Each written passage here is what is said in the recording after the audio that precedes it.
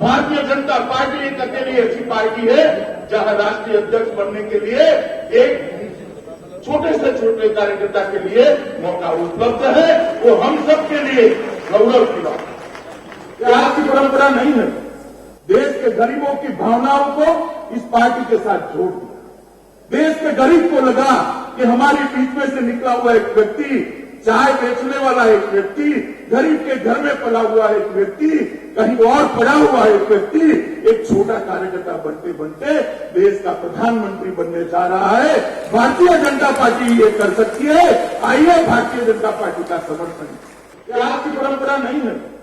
Party जब से बनी तब से श्रद्धेय अटल जी हो, अडवाणी जी हो, जोशी जी हो, नितिन गडकरी जी हो, वेंकैया जी हो, राजनाथ सिंह जी हो, सब के सब कोई विशिष्ट घराने में पैदा नहीं हुए, ना उनके पीछे ऐसा कोई पॉलिटिकल बैकग्राउंड था, मगर सब लोग कार्यकर्ता थे और कार्यकर्ता नाते काम करते करते यहां तक पहुंचे थे। और इसीलिए आज हमारी पार्टी 1950 से लेकर आज तक की यात्रा संपन्न कर कर ये दिन देखने को हमारी पार्टी को मिला है कि संपूर्ण बहुमति के साथ भारतीय जनता पार्टी का एक कार्यकर्ता 15 अगस्त को लाल किले की प्राचीर से ध्वजवंदन करेगा। यह पार्टी एक आंदोलन है, विचारधारा इसका प्राण है और कार्यकर्ता इसकी ताकत है। मेरी धारणा है कि मेरा अध्यक्ष बनना एक कार्यकर्ता नाम की संस्था का सम्मान है, कोई अमित शाह का सम्मान नहीं है, कार्यकर्ता इंस्टीट्यूशन का सम्मान है। और मैं मानता हूं ये भारतीय जनता पार्टी में ही संभव है। गत चुनाव में नरेंद्र भाई और राजनाथ सिंह जी की जोड़ी ने इस चुनाव का नेतृत्व किया। नरेंद्र भाई को हमने प्रधानमंत्री पद का प्रत्याशी घोषित किया था और माननीय राजनाथ जी को पार्टी का अध्यक्ष पद दिया था।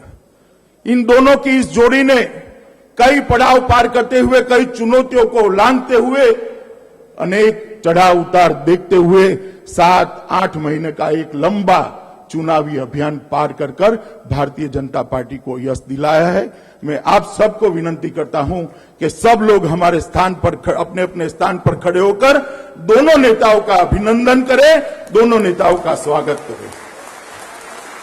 यही है वह जोड़ी है मित्रों,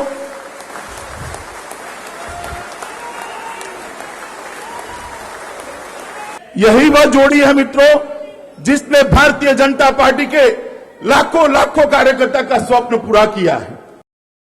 पंचायत से पार्लियामेंट तक एक एक चुनाव भारतीय जनता पार्टी का कार्यकर्ता छोड़े नहीं। हर चुनाव पार्टी के विस्तार का माध्यम होता है। हर चुनाव जनता के बीच में जाने का एक मौका होता है।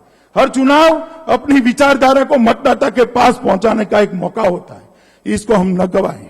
हर चुनाव भारतीय जनता पार्टी लड़े, परिणाम जो आए वो आए। आसाम, बंगाल, ओडिशा, सीमांध्र, तेलंगाना, तमिलनाडु और केरल के सभी इकाइयों से मैं कहना चाहता हूं कि वहां की जनता ने हमें वोट तो दिए, मगर वोट को हम सीटों में परिवर्तित नहीं कर पाए, क्योंकि वहां हमारी वोट कैचिंग मशीनरी, हमारा संगठन निर्बल था।